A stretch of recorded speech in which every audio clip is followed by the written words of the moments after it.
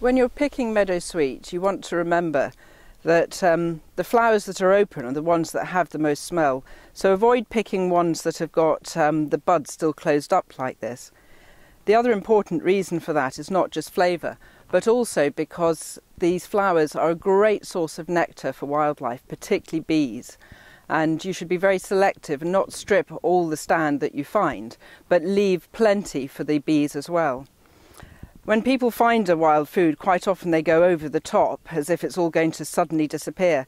But this amount here, this beautiful bridal bouquet of meadowsweet, is enough to make several litres of cordial, and it really is all you need. That's probably about 30 to 40 blossoms in there.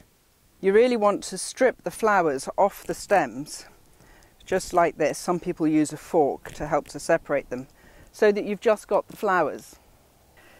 This is because the salicylic acid is particularly concentrated in the leaves and the stems, and it can make the drink a little bit bitter if you do that.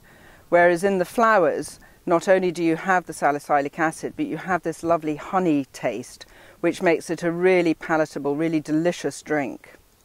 To make meadowsweet cordial, you bring about 1 litre of water to the boil, and then add about 250 grams of sugar. And then take it off the boil while you add your flowers. And the reason for doing this is because when the flowers infuse, you get a much better flavour. If you boil it up, particularly when you've got some of the stem left in it, it can actually start to taste a little bit medicinal.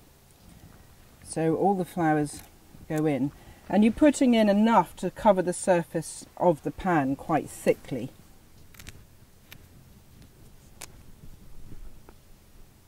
Of course, if you're a diabetic, you probably won't want to use any sugar, and in that case you could either use another herb like stevia or sweet cicely, if you also like that anise taste. They're both naturally sweet.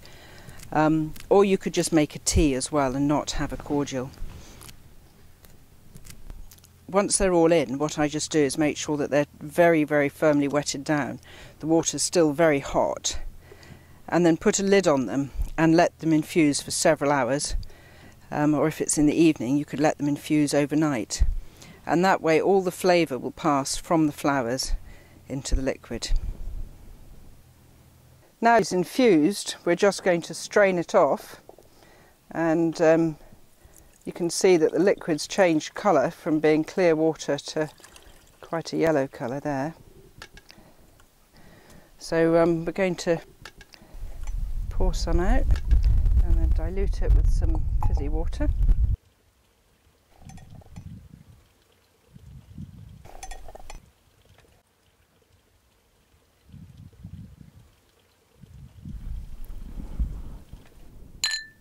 Cheers. That's good, isn't it?